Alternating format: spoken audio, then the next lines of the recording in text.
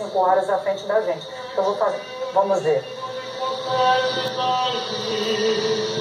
Ainda é a missa, ainda é a celebração da missa, mas você vê que os sinos já começam a tocar. Ou não? Agora sim.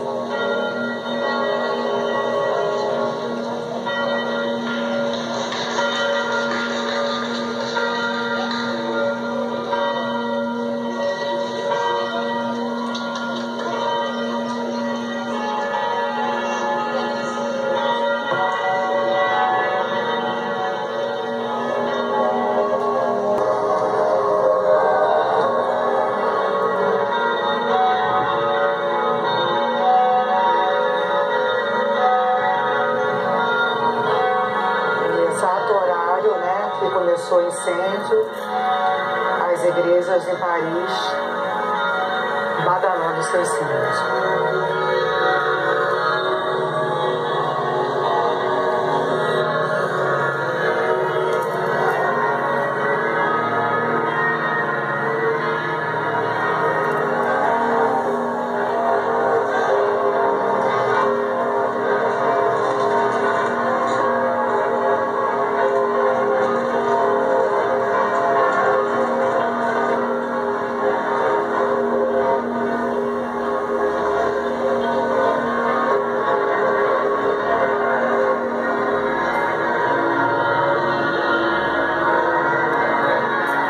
Igrejas francesas tocam sinos em homenagem a Notre-Dame, todas ao mesmo tempo.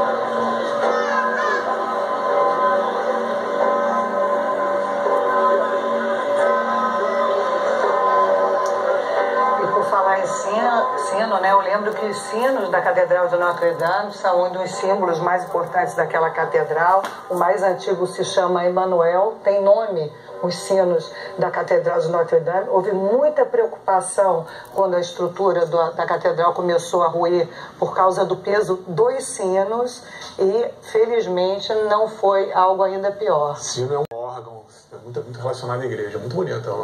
E também é uma tradição das cidades. As notícias eram dadas pelos sinos, né? Os sinos anunciavam mortes, anunciavam nascimentos, anunciavam casamentos. Mas eu vejo aí, Maria, são missas ao ar livre, são procissões, né? O povo está nas ruas, mas eu acho que mais que um ato de fé, ou mais do que religiosidade, são demonstrações de um povo que valoriza a sua história. Essa que eu acho que é a diferença. Esses 850 milhões de euros que já foram doados 48 horas depois do incêndio, por empresas, por famílias ricas, dá até vergonha aqui da gente que até agora recolheu 150 mil. Agora quer saber o pior? Histórico.